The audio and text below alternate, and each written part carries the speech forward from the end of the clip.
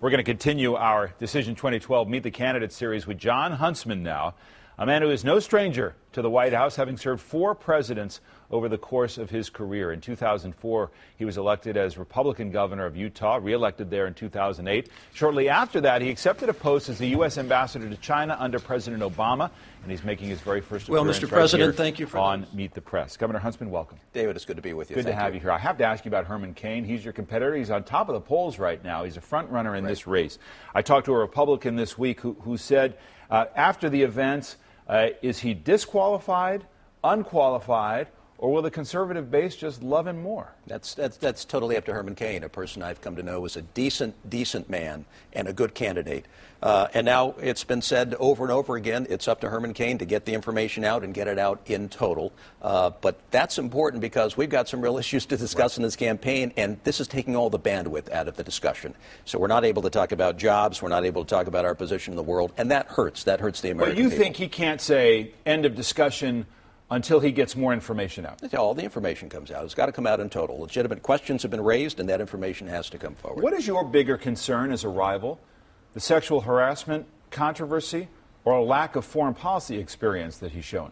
Well, I think at some point the substance really does matter, and you've got to have a commander-in-chief who actually understands the world in which we live. It's complex, it's confusing, it's unpredictable, and it's not going to get any less so as we move forward. So the more that we can spend time focused on the issues and plumb out whether or not the candidates have what it takes on the leadership side and on the experience side, and in terms of rebuilding trust in the system, the one thing that concerns me most as I look at where we are, we're running out of trust in terms of how the American people see our key institutions of power, whether that's Washington and Congress, whether the executive branch, or whether Wall Street. And when you start running on empty in terms of trust, that puts our country in a very vulnerable spot. You know China well. Herman Cain said this week they didn't have nuclear capability. What does that say to you about a level of preparedness to be president on his part that has to be a factor here in how he's evaluated? Well, I think there needs to be a baseline a level of knowledge from a foreign policy standpoint, but specific to China. I mean, as far as the eye can see into the 21st century, the United States and China are on the world stage, and whether that's in the economic realm or whether it's in the security realm, we've got to figure out how to make that relationship work. And it'd be nice to have a president in office who actually had a head start and actually knew them intimately well in terms of the economics and the security issues involved. Mitt Romney was the one who you were supposed to be drafting most closely. Everybody talked about Huntsman, Romney, fighting this thing out in New Hampshire and beyond. You haven't come close to him yet you think there's a real issue with whether he can be President Obama. Well, I think there is an issue on the flip-flops as it relates to trust.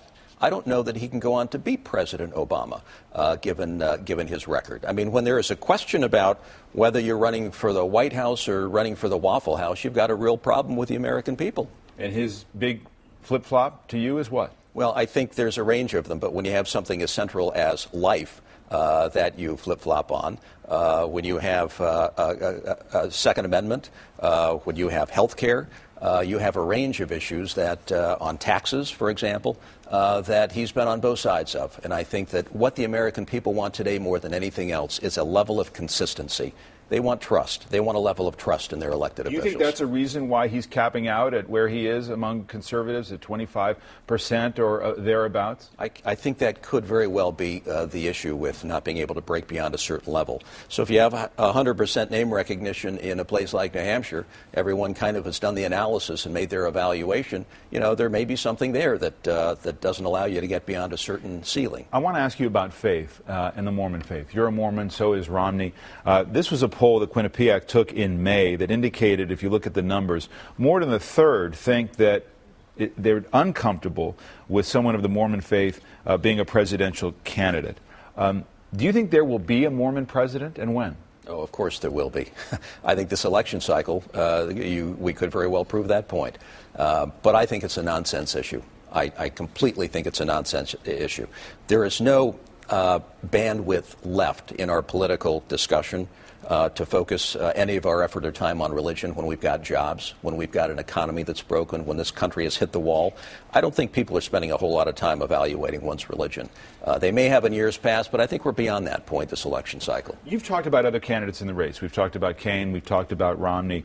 But you've also talked about some who were too outside the mainstream, too extreme in their views to be elected president. Are you talking about some of your rivals right now in this race? Well, I'm talking about a Republican Party that dismisses mainstream science. I think in order for us to be successful, we've got to win over some independents. We've got to do the math. The math has to be in our favor. You can't run away from mainstream science, for example, and expect to win the race. You can't be on an extreme end of politics and expect to win over the independent vote. That's going to be a critical calculus in making sure that the next president is a Republican. You can't avoid that reality. But you would not put Romney in that camp, per se. Yet you're saying unequivocally he cannot beat President Obama. Listen, when I stand on the debate stage after the whole debt ceiling debate has been had, and every single person on that stage was in favor of default, I don't think you can get any more extreme than that at a time in this nation's history where we've got to stand up as 25% of the world's GDP. We've got to fix the problem as opposed to default. A default would have destroyed this economy. Retirements and 401k programs would have been shipwrecked. But my question is, Mitt Romney, in your view, cannot be President Obama. I think when you're on too many sides of the issues of the day, when you don't have that core, when there's that element of trust out there, I think that becomes a problem, and I think it makes you unelectable against Barack Obama. You wouldn't support him if he were the nominee? Of course I would. Of course I would support him. But you wouldn't. You don't think that he'd be able to overcome? I think the electability issue is a very real one. Let's talk about where you are on the ideological spectrum, because I think some people may have some questions. You've talked about some candidates being outside mainstream issues of Republican thought. Here you were in 2008 at the Republican nominating convention, national convention, giving the nominating speech for Governor Sarah Palin. We are looking for a beacon of light to show us the way. Our nation's challenges are real and daunting, but we will not despair. The future depends on leadership, the kind of leadership that carries a confident and independent spirit, born out of experience, hardship, disappointment, and success. We are looking for a Sarah. You were under the weather, I should point out. Are you a Sarah Palin Republican?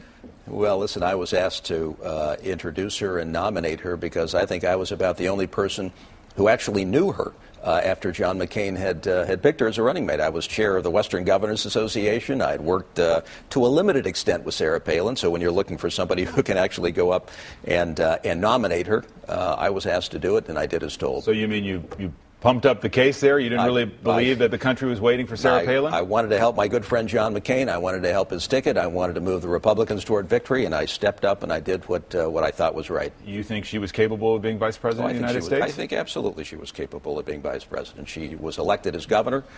She served a couple of years well, and I think she would have learned a lot on the job. You share some of her views?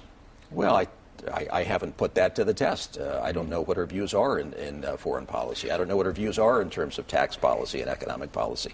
But I assume that they would be in the tradition of conservative governance, as we have seen with a lot of good Republican governors. Here's the satirical paper, The Onion, with a headline on Thursday. Huntsman quietly relieved to be polling poorly among GOP voters. Quote, "These people scare the bejesus out of me," says candidate. That's a fake quote. But sometimes satire has a ring of truth to it. Are you a moderate?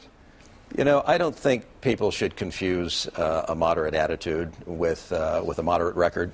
I mean, just look at what I did as governor of the state of Utah. First of all, I was twice elected in Utah, which is a conservative state. The second time, 80% of the vote. I got all the Republicans, got a lot of independents, and won a lot of Democrats, too. That's called leadership. But you look at the leadership, and it's based on pro-life. Always have been, pro-Second Amendment, pro-growth, the largest tax cut that state had ever seen in history. The second voucher bill ever in the nation I signed, health care reform without a mandate. I mean, the list goes on and on. You'd be hard-pressed when you look at my governing record not to say That's a good conservative governing record and style. I want to ask you about one of your own flip-flops that's gotten some attention, and that's on the issue of health care. Back in 2008, the issue of an individual mandate, can you compel folks to buy health care insurance under a reform plan? This is what you said. I wouldn't shy away from mandates. I think if you're going to get it done and get it done right, mandate has to be part of it in some way, shape, or form. Now you're saying a mandate is unconstitutional. Doesn't this smack of the same kind of flip-flops that you say make somebody unelectable? Well, you have to see what I delivered as governor of the state. What I signed my name to was a market-based health care reform package. We had a wide-ranging discussion with health care reform. This is enormously large and complicated as an issue, and we still need to find a way forward that closes the gap on the uninsured, that gets us more in the way of affordable health care policies. We still don't have those today. But we looked at both sides of the issue. We spent months and months immersing ourselves in the data, in the policy implications of what a mandate would do versus a market-based approach. Then we opted for a market-based approach. But did we live with both sides and debate both sides? Of course we did. That's what you do as governor. You said in 2008 you got to look at mandates. Now you're saying it's unconstitutional. But look what I signed. What I signed is basically where we were at the end of the discussion. I signed a market-based system, and today, although it hasn't completely closed the gap on the uninsured, I believe a market-based system with expanded choice and options is ultimately going to be right for this country. You have to compel people to buy insurance to make it work. No, you don't. You have to have affordable policies. You've got to have affordable policies, which we don't have enough of today. And then you've got to break down the barriers state by state to allow somebody in the state of New Hampshire, for example, to access an affordable policy in the state of Utah. You can't do that today. That'll drive the marketplace toward greater affordability, and I think that's where we need to be longer term as opposed to a mandate. You've said that the 2009 economic stimulus was too small. Do you think government has to play a role now if it's going to help us get out of this cycle of slow economic growth?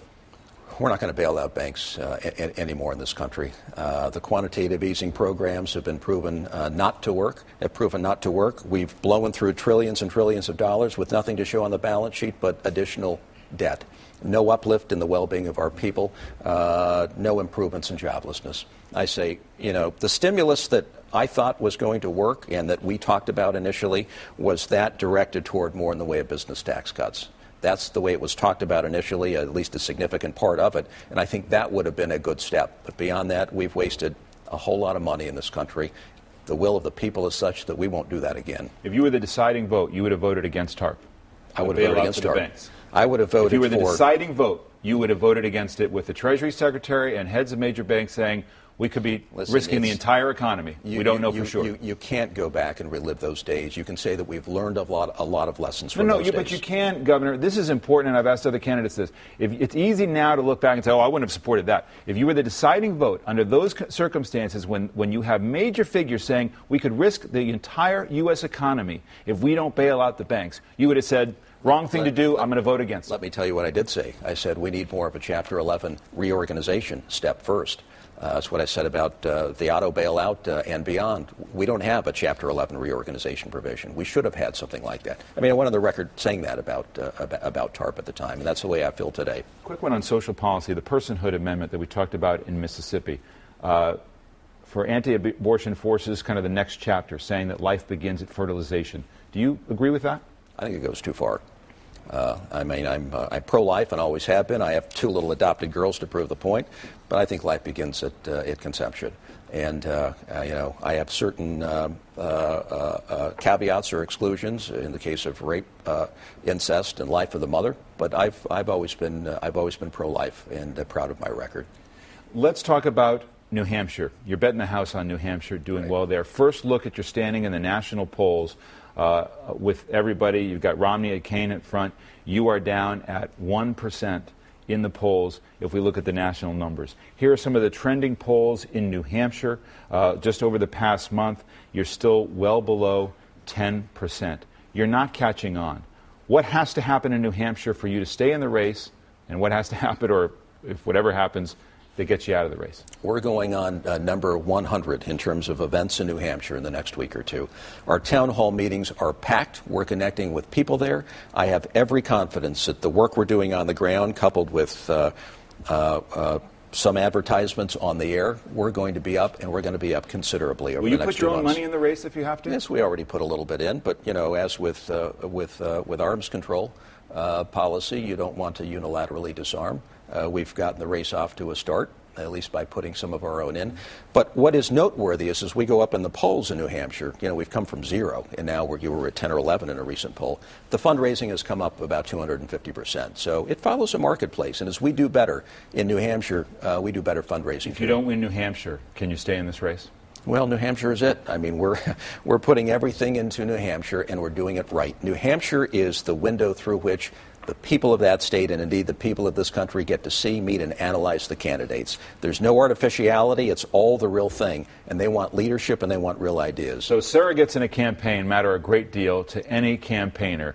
And you've got 3 of the best. Your 3 oldest daughters making some fun of that Herman Cain smoking ad, and they've put it up there. This is what it looks like in part. No one's ever seen a trio like the John 2012 girls. We need you to get involved to make sure our next president is based on substance, not sound bites. Check out our dad at john2012.com and follow us on Twitter at John2012Girls.